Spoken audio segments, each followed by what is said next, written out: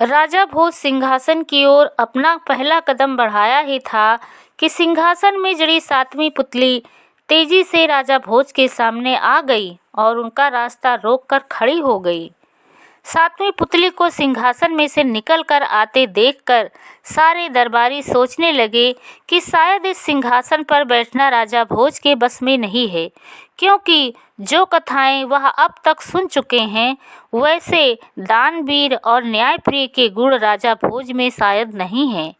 अचानक वहां से एक आवाज उभरी, राजन, मैं इस सिंहासन की सातवीं पुतली कौमुदी हूँ। मैं तुझे विक्रम की कथा सुनाने से पहले अपने विषय में बताती हूँ। मैं एक अबला नारी हूँ। जिस युग में मेरा जन्म हुआ वह युग सतयुग कहलाता है। इस कारण उस समय की सारी स्त्रियां एक ही मर्द को देखती व उसके साथ ही अपना जीवन व्यतीत करती थी। वह जो कहता उसी पर अपना सर्वस्व न्यौछावर कर देती थी। मैं राजा इंद्र की दासी थी। जब बाहुबल ने अपनी तपस्या, दानवीरता, न्यायप्रियता से इंद्र को प्रसन्न किया तो इंद्र ने खुश होकर यह सिंहासन बाहुबल को दे दिया। सिंहासन के साथ साथ ही मुझे और मेरी सहेलियों को भी पुतली बनाकर इस सिंहासन में जड़ दिया गया। बाहुबल एक महापुरुष था। उसके समय में हम सब प्रसन्न रहा करते थे। जब बाहुबल ने यह सिंहासन राजा विक्रमा को दे दिया तो हम सब सिंहासन के साथ राजा विक्रमादित्य के अधीन हो गई हैं। हम सब राजा की न्यायप्रियता एवं दानवीरता से अति प्रसन्न थी, किंतु जब से राजा विक्रम नहीं रहे तब से हम बेहद दुखी हैं, क्योंकि अब तक यह सिंहासन खाली पड़ा है और कोई भी व्यक्ति इस योग्य नहीं कि इस सिंहासन को ग्रहण कर सके। अब अगर इस सिंहासन को ग्रहण करना चाहते हो तो अपने अतीत में झांक कर देखो कि क्या तुमने कोई ऐसा दान किया है जैसे विक्रम किया करता था। सुनो, मैं तुम्हें विक्रम की दानवीरता से जुड़ी एक कथा सुनाती हूँ। एक समय की बात है, रात्रि का वक्त था। सारा नगर गहरे नींद में सोया हुआ था। विक्रम की अचानक आंख खुल गई। विक्रम ने महसूस किया कि किसी के जोर जोर से रोने के कारण उसकी निद्रा में बाधा पड़ी है। विक्रम अपनी खड़ाऊ पहनकर महल से बाहर आया और जिस दिशा से रोने की आवाज़ आ रही थी उसी ओर बढ़ने लगा। थोड़ी ही दूर चलने पर उसने देखा कि एक स्त्री अपने बाल खोले जोर जोर से रो रही थी। उसके निकट ही एक व्यक्ति का शव सूली पर लटका हुआ था। विक्रम ने उससे जाकर पूछा, तुम पर ऐसी क्या विपत्तियां पड़ी जो तुम इतनी जोर से रो रही हो, और यह शव किसका है? मुझे विस्तार पूर्वक बताओ। मैं राजा विक्रम हूँ, तुम्हारी यथासंभव सहायता करूँगा। वह बोली, मैं भाग्य की मारी हुई एक नारी हूँ और यह जो सूली पर लटका हुआ है वह मेरा पति था। मेरा पति एक चोर था और रात्रि में चोरी किया करता था, जिसकी वजह से आपके सैनिकों ने उसे पकड़कर सूली पर चढ़ा दिया। स्त्री ने और जोर से रोते हुए कहा, चोरी करना एक संगीन अपराध है और अपराधी को तो सजा मिलती ही है। अगर तू मेरे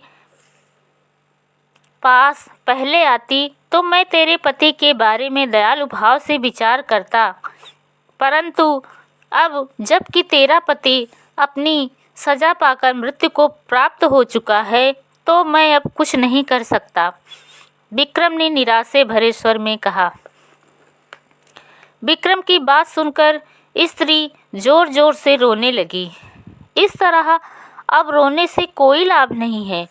तू अपने आप को संभाल और मेरे साथ महल चल। मैं तेरे लिए राजकोष से धन की व्यवस्था करवा दूंगा, जिससे तेरा शेष जीवन सुख में बीत सके। विक्रम ने उसे समझाते हुए कहा। विक्रम की बात सुनकर स्त्री ने कहा, मुझे धन धान्य की आवश्यकता नहीं है। मैंने अपना जीवन मेहनत मजदूरी करके भी व्यतीत कर लूँगी, परंतु मेरा एक पति एक नियम बना हुआ था कि मैं अपने पति को खाना खिलाए बिना स्वयं नहीं खाती थी और आज मैं प्रातःकाल से ही भूखी हूँ। मैं चाहती हूँ कि पहले मैं एक ग्रास अपने मृत पति के मुँह में डालूं, तब भोजन करूं, परंतु मेरा हाथ उसके मुख तक नहीं पहुँच पा रहा है। नादान स्त्री मृत्यु को प्राप्त व्यक्ति को कुछ भी ग्रहण करने में असमर्थ होता है। अतः अब तू अतीत को भूल जा और बीती बातें बिसराकर नए सिरे से अपने जीवन का प्रारंभ कर। विक्रम ने उस स्त्री को समझाते हुए कहा, अब तक मुझे पता नहीं था कि मेरा पति स्वर्ग सिधार चुका है, इसलिए मेरे मन में भी उसे खिलाने की भावना थी। वह वैसी की वैसी ही बनी हुई है। अब जबकि मेरा पति नहीं रहा तो मैं अपने मन में पति के प्रति कोई भावना नहीं रखूंगी, परंतु आज तो मैं पति को खिलाए बगैर खाना नहीं खाऊंगी। वह स्त्री अब भी रो रही थी। विक्रम ने स्त्री की भावनाओं को समझते हुए कहा, ठीक है, मैं तुझे अपने कंधे पर बैठाता हूँ, अपने पति के मुख में खाना डाल दे। विक्रम की बात सुनकर स्त्री सहर्ष तैयार हो गई। विक्रम नीचे बैठ गया तो स्त्री भोजन की थाली जो कपड़े से ढकी हुई थी लेकर विक्रम के कंधे पर बैठ गई। विक्रम धीरे धीरे खड़ा हुआ। विक्रम के खड़े होते ही स्त्री का हाथ सूली पर लटके हुए अपने पति के मुख तक पहुंच गया। जैसे ही स्त्री ने अपने पति के मुख में भोजन का ग्रास रखा, वैसे ही ग्रास नीचे गिर पड़ा। यह स्वाभाविक भी था, क्योंकि मृत शरीर के व्यक्ति के मुख में कुछ भी डालो वह अंदर न जाकर बाहर की ओर वापस आ जाता है। स्त्री का संकेत पाकर विक्रम नीचे बैठा और स्त्री के उतर जाने के बाद बोला, मैंने पहले ही कहा था कि तेरा कोई प्रयास सफल नहीं होगा। तूने देखा, तेरे द्वारा खिलाया गया भोजन उसके उदर में ना जाकर धरती पर गिर गया। यह कहकर अब राजा विक्रम ने धरती पर पड़े हुए भोजन की तरफ देखा तो उसके आश्चर्य का ठिकाना ना रहा। भोजन की जगह वहाँ बेशकीमती हीरे जवाहरात बिखरे पड़े थे। विक्रम ने उस स्त्री की तरफ देखा। वह स्त्री खड़ी मुस्कुरा रही थी। राजा बोले, सच सच बताओ, तुम कौन हो? मुझे तुम साधारण स्त्री नहीं लगती। विक्रम की बात सुनकर वह स्त्री जोर जोर से हंसने लगी। उसकी हंसी की चिंता किए बिना विक्रम ने उससे पूछा, क्या तुम कोई देवी शक्ति हो या कोई राक्षसी? मुझे स्पष्ट रूप से बताओ। तब उस स्त्री ने कहना आरंभ किया, विक्रम, वास्तव में मैं एक जादूगरनी हूँ और मुझे अपनी कला में निपुणता हासिल है, परंतु मेरा एक शत्रु है जिसे मैंने कुछ समय के लिए अचेत कर दिया है, जो इस वक्त सूली पर लटका हुआ है। अगर मैंने इसे नहीं मारा तो यह होश में आते ही मुझे समाप्त कर देगा। इसे मारने के लिए मुझे एक सत्यवादी और दानी महापुरुष के रक्त की आवश्यकता है। अगर तू मुझे अपना रक्त दे दे तो मैं उसके द्वारा अपने इस शत्रु को मारकर अपनी रक्षा करूंगी और तुझे इतना धन दूंगी कि तुझे कभी धन की कमी नहीं होगी।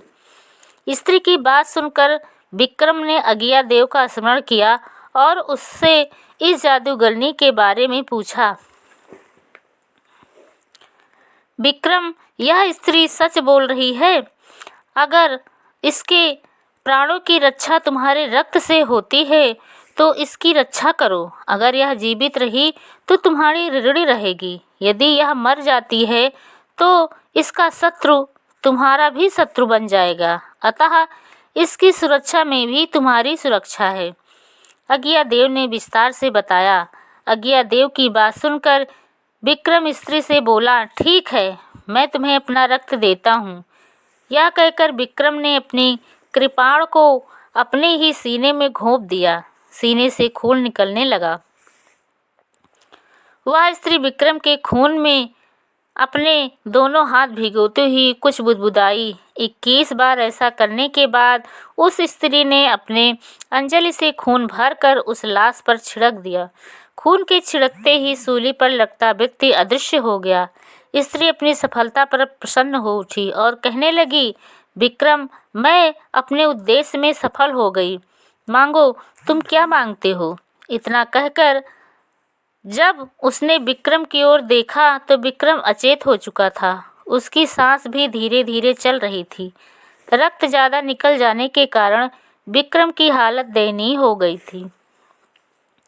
स्त्री तुरंत ही एक मंत्र पढ़कर अपने पास की धरती पर फूंका तो वहाँ एक बूढ़ा व्यक्ति प्रकट हुआ। स्त्री ने उस बूढ़े व्यक्ति को देखते हुए कहा, हे जादूनगर के राजवैद्य, आज इस महान व्यक्ति के कारण ही मैं अपने शत्रु को मारने में सफल हुई हूँ और इस व्यक्ति की दशा मेरी सहायता करते हुए शोचनीय हो गई है। अतः आप इसका उपचार करें और इसके प्राण की रक्षा करें। कहीं ऐसा ना हो कि हम अपने स्वार्थ के कारण किसी के हत्यारे बन जाएं। वैद्य बोला, आप चिंता ना करें जादूनगर की राजकुमारी, इस व्यक्ति में अभी सांस बाकी है। हम इसे बचाकर ही दम लेंगे, अपितु इसका जख्म भी ऐसा कर देंगे जैसे कुछ हुआ ही ना हो। जादूगरनी की बात सुनकर बूढ़ा वैद्य बोला। इतना कहकर बूढ़ा वैद्य विक्रम के उपचार में लग गया। 3 घंटे के अथक मेहनत के बाद विक्रम चेतन हुआ। उसने आंखें खोलते ही अपने आसपास देखा। वह स्त्री खड़ी विक्रम को निहार रही थी। उसकी आंखों में विक्रम के प्रति प्रेम झलक रहा था। विक्रम को होश में आते देखकर वह प्रसन्न हो उठी और विक्रम के निकट जाकर बोली, अब कैसे प्रतीत हो रहा है? विक्रम ने कुछ कहना चाहा, तभी बूढ़े वैद्य ने उसे ना बोलने का इशारा किया और कहा, अभी तुम्हारा उपचार पूरा नहीं हुआ है, इसलिए शांत लेटे रहो। जब हम कहेंगे तभी कुछ बोलना। बूढ़े वैद्य की बात सुनकर विक्रम खामोश हो गया। सूर्योदय के साथ ही विक्रम का उपचार पूर्ण हो गया और बूढ़े वैद्य ने हाथ पकड़कर विक्रम को उठाया। तब स्नेहपूर्वक विक्रम बोला, अब मेरा जख्म भी बिल्कुल ठीक है। यह तो एक चमत्कार है। स्त्री बोली, विक्रम, हम तुम्हारे आभारी हैं कि तुमने अपने प्राणों का मोह ना करते हुए अपना खून देकर हमारी सहायता की। बताओ, हम तुम्हारे लिए क्या कर सकते हैं? जादूगर स्त्री ने उसके करीब आकर पूछा। राजा बोले, यह तो एक मनुष्य होने के नाते मेरा कर्तव्य है कि मैं किसी की भी सहायता करूं। मुझे इसके बदले कुछ नहीं चाहिए। वह बोली। स्त्री ने कहा, तुम्हारे विचार बहुत महान हैं। मैं अपनी ओर से तुम्हें एक सोने से भरा हुआ थाल भेंट करती हूँ। इसमें से जितना भी चाहे सोना खर्च रहते रहोगे, जितना भी खर्च करोगे, यह थाल कभी खाली नहीं होगा। जादूगरनी ने विक्रम के सामने सोने का थाल बढ़ा दिया। विक्रम ने कहा, मुझे धन की कोई आवश्यकता नहीं है और ना ही धन के लोभ में मैं परेशान हूँ। मुझे बस एक बात की ही परेशानी है कि हमारे राज्य में जब अकाल पड़ता है तो अन्न की कमी हो जाती है। सोना खाया तो नहीं जा सकता, इसलिए अगर तुम कुछ देना ही चाहती हो तो कोई ऐसा उपहार दो जिससे हम अकाल एवं बाढ़ जैसी चिंताओं से मुक्त हो जाएं। विक्रम, तुम्हारी बात से यह प्रतीत होता है कि तुम्हें ना खत्म होने वाले धन की नहीं, अपितु समाप्त होने वाले अन्न की आवश्यकता है, जो कभी समाप्त ना हो। विक्रम की बात सुनकर जादूगर राजकुमारी ने कहा और अपनी बात जारी रखी, परंतु हम विवश हैं विक्रम, हम तुम्हारे प्रत्यक्ष में कोई सहायता नहीं कर सकते। हाँ, एक उपाय अवश्य है। राजा बोला, वह क्या? स्त्री बोली, अन्न का भंडार अन्नपूर्णा के हाथ में है और वह लक्ष्मी की छोटी बहन है। इसलिए अगर लक्ष्मी को प्रसन्न करके उनसे कहा जाए तो लक्ष्मी जी अपनी बहन अन्नपूर्णा से कहकर तुम्हारी समस्या का समाधान करा सकती हैं। विक्रम उस जादूगर राजकुमारी की बात सुनकर विचार करके बोला, परंतु लक्ष्मी जी हमारे प्रयत्न में कैसे आ सकती हैं और कौन सा ऐसा कार्य है जो उन्हें प्रसन्न कर सकता है। लक्ष्मी तो अपनी इच्छा अनुसार ही दर्शन देती हैं। जादूगर राजकुमारी ने बताया, सुनो विक्रम, एक बार जब मैं लक्ष्मी जी का जाप कर रही थी तो लक्ष्मी जी ने आकर मुझे दर्शन दिया और एक पुष्प मुझे देकर कहा कि तुम जब भी चाहो इस पुष्प को सागर में बहाकर मेरा स्मरण करना, मैं उपस्थित हो जाऊंगी। अतः वह लक्ष्मी का दिया हुआ पुष्प मैं तुम्हें देती हूँ। तुम उसे सागर में बहाकर लक्ष्मी का स्मरण करना तो लक्ष्मी देवी प्रकट हो जाएंगी। उनके द्वारा तुम अपनी इच्छा की पूर्ति कर सकते हो। जादूगर राजकुमारी ने विक्रम को विस्तार से बताते हुए एक पुष्प उसे दे दिया।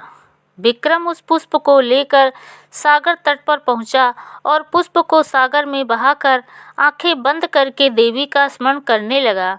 अभी कुछ ही समय बीता था कि देवी ने प्रकट होकर कहा, आंखें खोलो विक्रम और बताओ तुमने मुझे क्यों स्मरण किया है। विक्रम ने आंखें खोली और हाथ जोड़कर बोला, देवी, आज मैं अपने राज्य की जनता के लिए अन्न का दान चाहता हूँ, जिससे किसी कठिन समय में भी मेरे राज्य की जनता को अन्न की कमी ना हो। देवी बोली, विक्रम, अन्न का सारा धन मेरी छोटी बहन अन्नपूर्णा के पास है। चलो मैं तुम्हें अपनी बहन अन्नपूर्णा के पास लिए चलती हूँ। यह कहकर लक्ष्मी अपनी शक्ति के द्वारा विक्रम को एक पर्वत पर ले गई और विक्रम से नीचे उतरने के लिए कहा। विक्रम लक्ष्मी का आदेश पाकर जब पर्वत से नीचे उतरा तो उसने देखा स्वयं को एक नदी के निकट पाया। अभी वह कुछ कहने ही वाला था कि लक्ष्मी उसके बराबर आकर खड़ी हो गई। अचानक नदी में एक जोरदार तूफान की भांति भंवर आया और उस भंवर के मध्य से सुंदर स्त्री प्रकट हुई। वह वास्तव में अन्नपूर्णा थी। उसने तुरंत ही हाथ जोड़कर लक्ष्मी जी को नमस्कार किया और पूछा, आपने कैसे कष्ट किया और आपके साथ यह मृत्युलोक का प्राणी कौन है देवी। लक्ष्मी ने उत्तर दिया, यह विक्रम है अन्नपूर्णा, मैं इसी के कारण यहाँ आई हूँ। यह विक्रम धारा नगरी का राजा है और हमेशा अपनी जनता की भलाई के लिए चिंतित रहता है। आज भी अपनी जनता की चिंता लिए तुम्हारे पास आया है। तुम्हें इसकी सहायता करनी होगी। माँ लक्ष्मी ने विक्रम का परिचय कराते हुए कहा। अन्नपूर्णा बोली, मैं समझ गई, यह वही विक्रम है जिसका यश तीनों लोकों में फैला हुआ है। कहो विक्रम, मैं तुम्हारी क्या सहायता करूं? अन्नपूर्णा विक्रम की ओर मुखातिब होकर बोली, देवी अन्नपूर्णा, मैं अपने राज्य में अन्न की कमी दूर करना चाहता हूँ और चाहता हूँ कि मेरे राज्य में कभी कोई भोजन के कारण मृत्यु को ना प्राप्त हो। विक्रम ने नम्रता के साथ कहा। विक्रम की बात सुनकर अन्नपूर्णा ने एक भोजन का थाल जिस पर एक कीमती कपड़ा ढका हुआ था विक्रम को दिया और कहा, विक्रम, इस थाल को दाएं हाथ में पकड़कर तुम जब भी इससे कपड़ा हटाओगे तुम्हें एक थाल तुम्हारे मनपसंद भोजन से भरा हुआ मिलेगा। इस भोजन के थाल के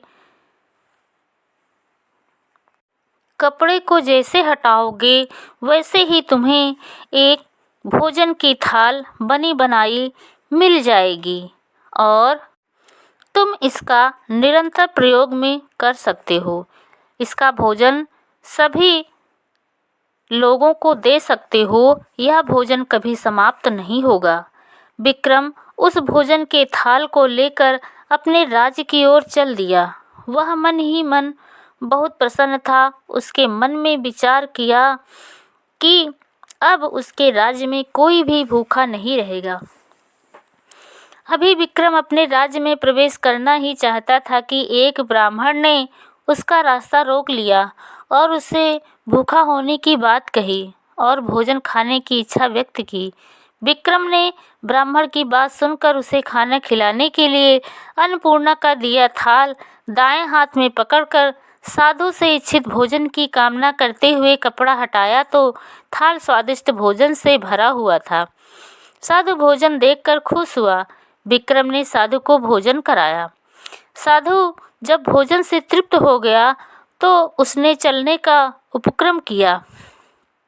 इस पर विक्रम ने साधु को रोककर कहा, हे अतिथि साधु, यह मेरा कर्तव्य है कि मैं तुम्हें भोजन के साथ दक्षिणा दूं।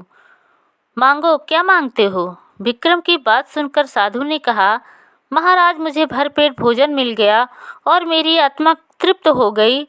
अगर फिर भी आप कुछ देना चाहते हो तो मुझे यह अद्भुत थाल दे दीजिए, जिससे मैं भूख लगने पर इसी के द्वारा भोजन प्राप्त कर लिया करूं, ताकि मुझे किसी अन्य मनुष्य के सामने हाथ ना फैलाना पड़े।